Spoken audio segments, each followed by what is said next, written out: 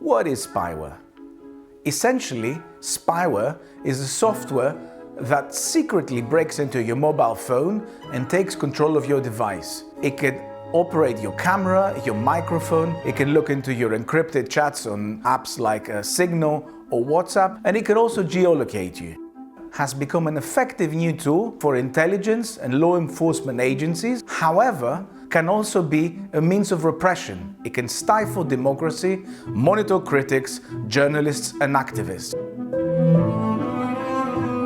Spyware is not being used against just any citizen, and this is also why many people think, oh, it doesn't concern me, it concerns only a handful of people that I have nothing to do with.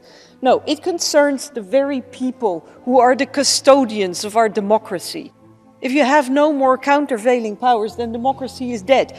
And that is the very purpose of the regimes that are using spyware against some of their own citizens. And this is not only happening in Saudi Arabia or Mexico. No, it's happening right here on our doorstep within the European Union by EU governments. A few years ago, we had a massive spyware scandal in Greece. The country's entire political and business elite were placed under surveillance. Also, Poland, Hungary, Spain have misused the technology. In Poland, for example, Polish state agencies used Pegasus during the previous government of Law and Justice Party. Chodziło o podsłuchy, chodziło o rejestrowanie też obrazu w moich pokojach hotelowych, również pozyskiwanie danych na temat operacji, których dokonywałem swoją kartą kredytową, jeżeli chodzi o usługi hotelowe. In 2021, a big international investigation called the Pegasus Project highlighted the scale of the problem: 50,000 potential targets. We've seen prominent targets like France's President Emmanuel Macron, but also Prime Ministers of Morocco, Egypt, Pakistan and Lebanon, and presidents of Iraq and South Africa. Donc on voit que le numéro d'Emmanuel Macron a été rentré par un opérateur qui utilise NSO, qui est le Maroc et qui a sans doute voulu surveiller le président français. The European Parliament formed an inquiry committee in 2022. PEGA presented its findings in 2023 and urged the European Commission and Council to develop an EU-wide legislation to regulate spyware. The European Commission has done nothing to follow up. I found that European Union funds and national government funds in countries like Italy and Spain have been channeled directly to commercial spyware firms in recent years. This includes companies like Intellexa Alliance, Cyphergate, Verint Systems, Hacking Team and Cognite, as well as smaller European firms.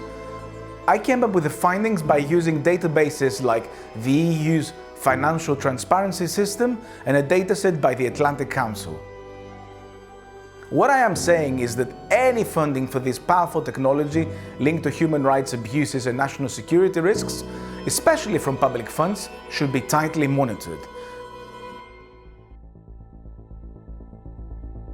For example, Israeli-American surveillance company Verint Systems coordinated a 15 million seventh framework program project between 2014 and 2018. 70% was funded by the European Union. The program was aimed at enhancing law enforcement agencies' intelligence capability. Amnesty International has accused Verint's Israeli subsidiary of supplying communications interception gear to South Sudan between 2015 and 2017. Amnesty said it was concerned given the country's record of human rights abuses. Moreover, an investigation by Privacy International in 2014 found that Verint supplied surveillance systems capable of tapping phone and internet traffic to Kazakhstan and Uzbekistan, countries known for authoritarianism and press repression.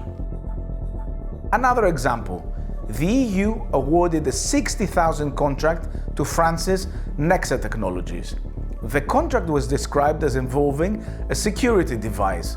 Nexa was later revealed to have sold predator spyware to repressive regimes like Egypt, Vietnam and Madagascar. In Italy, Experts say that there is a long-established ecosystem of spyware vendors.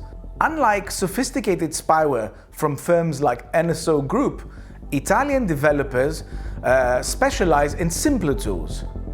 Apparently there's a lax regulatory environment, minimal centralized oversight, and strong demand from local law enforcement agencies. For example, according to official data, Italian prosecutors used spyware against 4,320 targets in 2023. So this whole situation made the development of surveillance tools profitable. Huge investments were made over the years, resulting in the creation of many companies in this sector. This isn't just a policy oversight, but a systemic failure. Taxpayers end up financing tools of repression and political manipulation.